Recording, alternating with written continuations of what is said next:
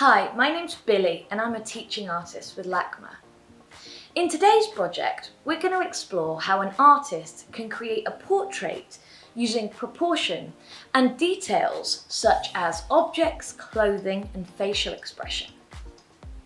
So the materials that you're going to need for this project are right in front of me here. You're going to need some white paper, just some regular white paper.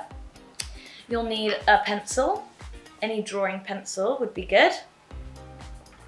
You'll need an eraser. And you'll also need a ruler, so make sure you have a ruler where you can see all the measurements on the side. What we're going to do is look at a portrait by an artist called Jose Lozano.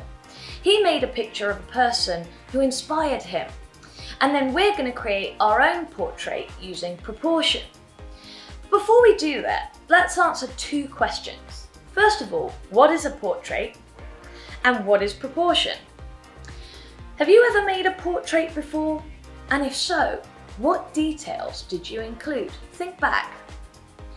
A portrait is a picture of a person. You could create a portrait of yourself, and that would be called a self-portrait, or you could create a portrait of someone else. Artists often include other details, such as clothing and objects, as a way to give us clues about the identity of the person in their picture. Artists might also include other details, such as facial expression and pose, to tell us more about how the person is feeling. So now, what about proportion? What is proportion? Do you know? Proportion is the relationship between the dimensions or sizes of different elements in an artwork. So for example, if you're drawing a picture of a person, we know that our legs are roughly half the height of our entire body. So as we look at the artwork by Jose Lozano, I'm going to ask you some questions. And as we go along, you can pause the video and write down the answers to those questions. Or if you like, you can just answer in your head as we look at the image together. What do you notice about this portrait? Does the style of the portrait remind you of anything? Do you know who this person is? And how might you tell? What details has Jose Lozano included that might tell you who it is? This is a portrait of Frida Kahlo, a well-known Mexican artist who famously had a monobrow, which you can see in this image. Jose Lozano is a first-generation Mexican artist who was born in California, but also lived in Mexico when he was younger. Lozano makes artworks about his culture and the culture of his community in California. Frida Kahlo had a huge influence on American art and has also influenced Lozano himself. The title of this work is Recortando a Frida. Recortando means cutting in Spanish. He called it this because he has chosen to represent Kahlo as a paper doll cutout, which is why there isn't any detail in the background and it's plain. You can imagine that you could cut out the dress and place it over the figure to change her clothes. Lozano used to make paper dolls for his nieces, and he later decided to incorporate this idea into his art.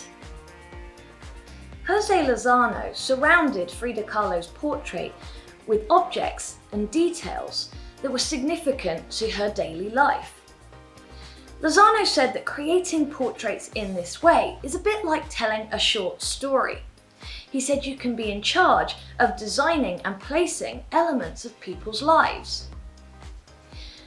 I'm going to read you a story about Frida Kahlo's life, and I want you to look at the image and see if you can find all of the details that Lozano included. Frida Kahlo was a painter, and she used certain tools to make her work, such as paintbrushes and a paint palette. She made many artworks, including a portrait of her husband, the artist Diego Rivera. She also made lots of self-portraits that included details and symbols that told stories about her life, such as the picture she painted of herself wearing a traditional Mexican dress. In 1937, she made a portrait called Me and My Doll, in which she sits on her bed next to a small doll facing the viewer. Carlo had a pet spider monkey called Fu Lang Chang and several pet parrots, which she also included in her paintings.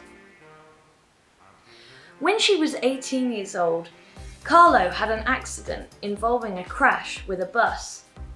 When she was healing, she had a mirror fastened to her bed so that she could look at her reflection and create self-portraits while in a reclining position. This accident was an important event in her life and was often represented in her paintings, possibly in the symbol of a butterfly. Butterflies start their lives as caterpillars and go through a process of transformation. This could be seen as similar to the changes that Carlo went through when she recovered from her accident. Did you find all the details? Wow, there were so many. So now let's create our own portrait paper doll cutout. To do this, I'm going to show you an example where I create a portrait of myself, but that's mainly just so that I can show you how I represent different features. Lozano created a portrait of someone who was significant to him in his life, so I want you to do the same thing. You should choose someone who's important to you in your life and culture. Now, Lozano said that he used to read and write lots of different stories because he said that you can learn about people from literature. So perhaps think about choosing someone that you've read about in school or at home. You could also choose someone who's close to you. Whoever you choose, it should be someone that you know a lot about so that you can include lots of interesting details in your portrait, such as the types of clothes that they wear, objects and accessories. But before we do that, let's learn a little bit more about how we can draw the body using proportions.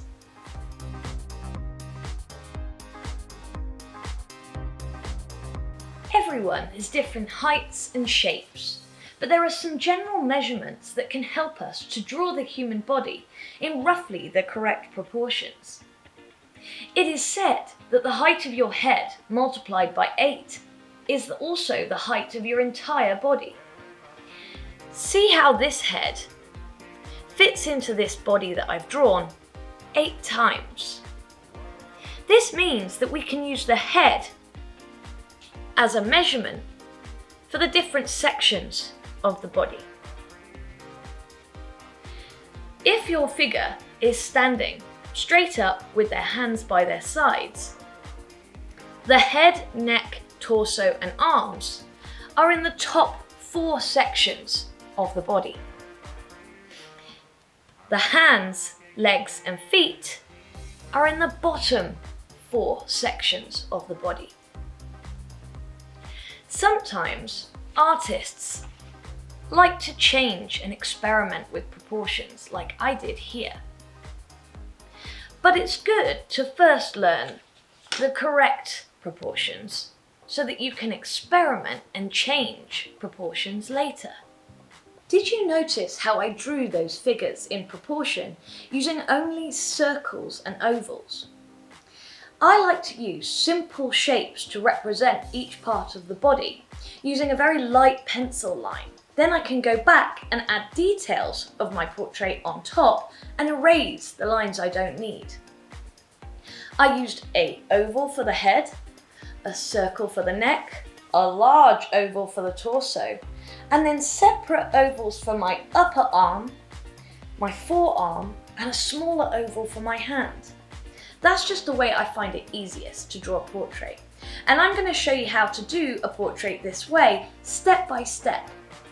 So now you might want to pause the video, get your materials together and follow along with me as we go.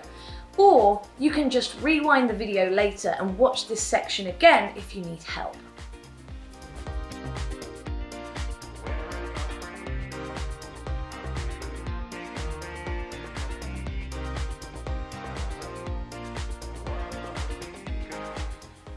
start by drawing an 8-inch line vertically somewhere on your paper.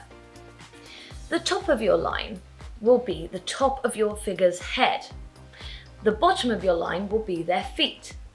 So think about that when you're choosing where to place your line. I'm going to place my line somewhere over here, not too close to the edge of the paper, but somewhere just over here to one side so that I have plenty of space to put other objects in my picture. But you could choose a different place. So I'm going to draw my line straight down, and I'm going to press quite lightly because we will erase this line later on. Once you've drawn your line, divide it into 8 equal parts. I'm going to use my pencil to make a mark where each of the inch lines are. So 1, 2, 3, 4, 5, 6, 7, and 8. There we go, now we have our line. Now we're going to start to draw the different parts of our figure using circles and ovals. So to start with, I'm going to do a circle in the top one section of my line. This is going to be the head of my figure. Remember, we're just using circles and ovals now so that we can go back and add details later. Next, what you're going to do is draw your neck, a large oval for the body, and also your arms and forearms in the next 3 sections of your line.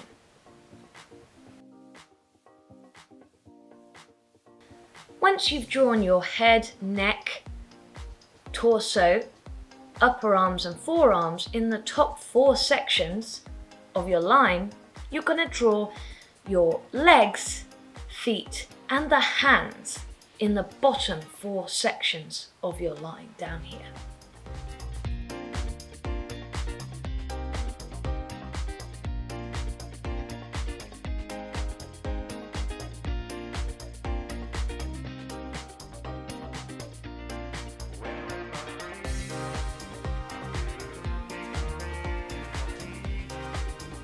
Now that you have your figure in the correct proportions, you can go over your lines and add details such as clothing, hair, and a facial expression to tell us who your person is and how they feel.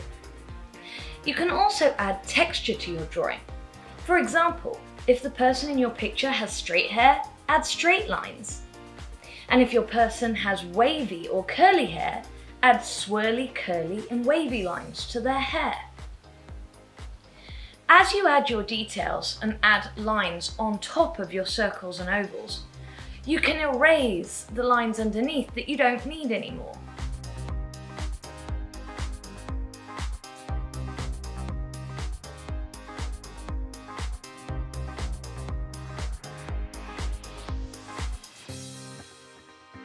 Next, surround the figure with objects and accessories that tell us more about them. If you have time, you can even draw them a change of clothes, like Jose Lozano did.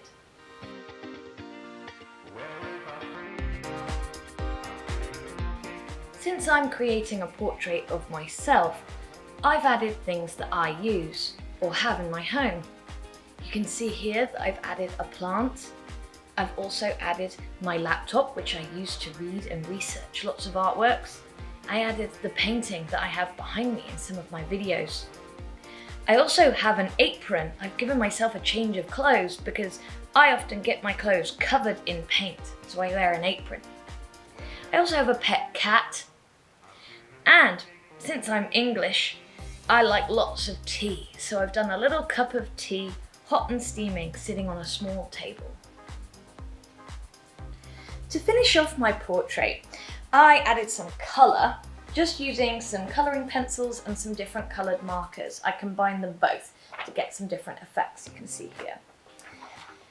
And finally, if you would like to do one extra step, you can follow along with me.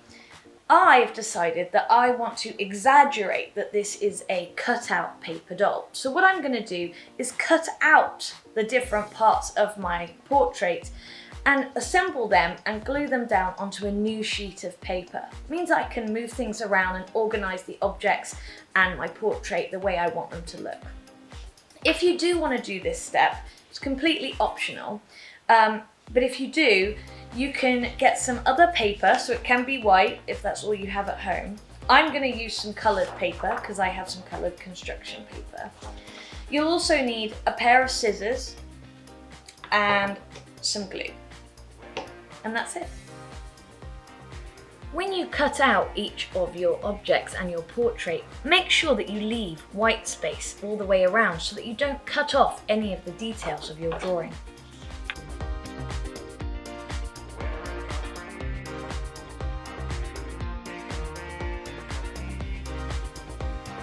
Once you've cut out your objects, experiment by moving your different objects and your portrait around. Try out different combinations, and when you're happy, glue them down. Now it's time to press pause and start your portrait, or finish off your portrait if you worked alongside with me step by step. When you're finished, press play and we'll come back together and reflect on your work.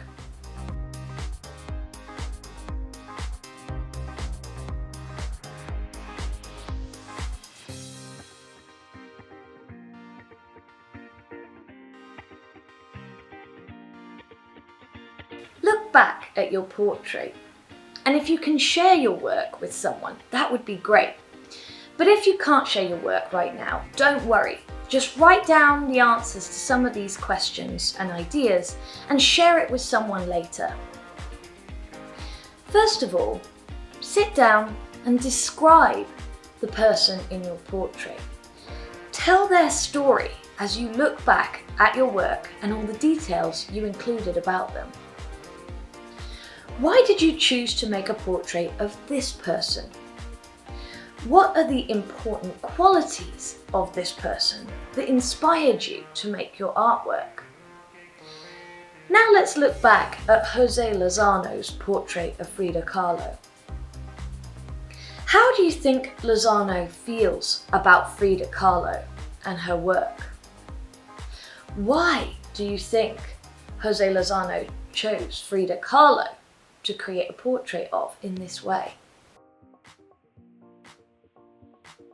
Thank you so much for making art with me today. Remember, this lesson doesn't end here.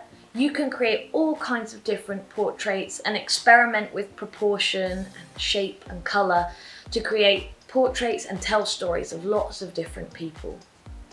And there are lots of other lessons in this course, and we can't wait to see what you're going to create next. Stay creative, keep experimenting, and I'll see you next time. Bye bye for now.